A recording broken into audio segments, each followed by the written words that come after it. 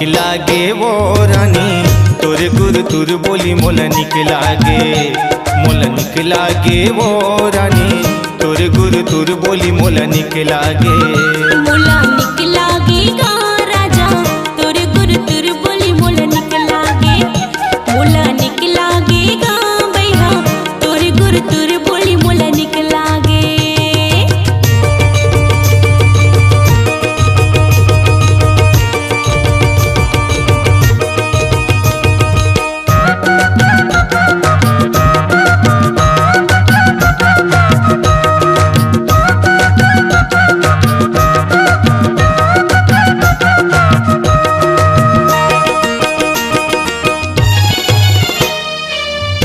जैसे चेहरा दिखे उम्र है कमाल, नागिन जैसे बेनी दिखे हिरनी जैसे चाल, नागिन जैसे बेनी दिखे हिरनी जैसे चाल।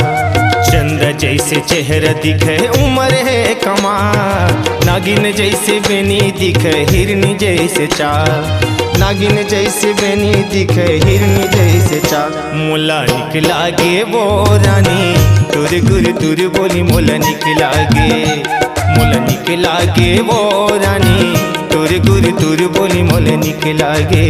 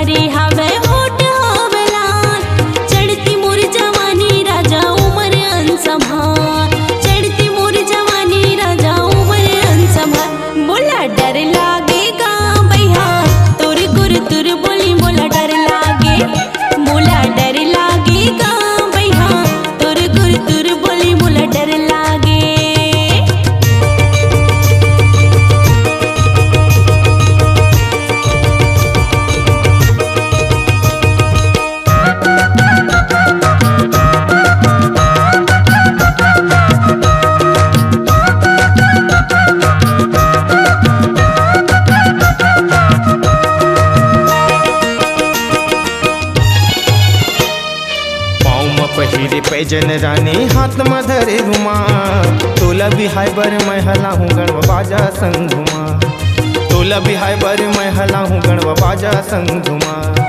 पाँव में पहिरे पैजन रानी हाथ में धरे रुमाल, तोला बिहाय बर मैं हला हूँ गणवा बाजा संग घुमा, तोला बिहाय बर मैं हला हूँ गणवा बाजा संग घुमा।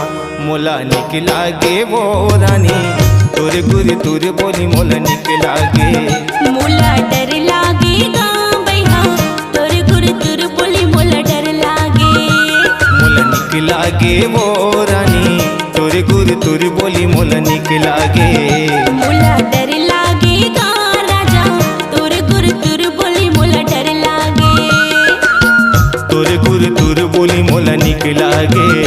हाँ तोर गुर तुर बोली मोला डर लागे, तुर गुर तुर बोली मोला डर लागे। आपकी आवाज ही आपकी पहचान है। यदि आप अपनी आवाज को एक नया आयाम देना चाहते हैं तो चले आइए मल्टी ट्रैक डिजिटल रिकॉर्डिंग के लिए AVM audio video studio Khamtarai Raipur. Mobile number 9301523929 और 7869646201। यदि आप नए एवं पुराने गीत सुनना चाहते हैं तो avmgana.com में जाकर गाना फ्री डाउनलोड करें और YouTube चैनल में AVM गाना और KK कैसेट्स को सब्सक्राइब करें।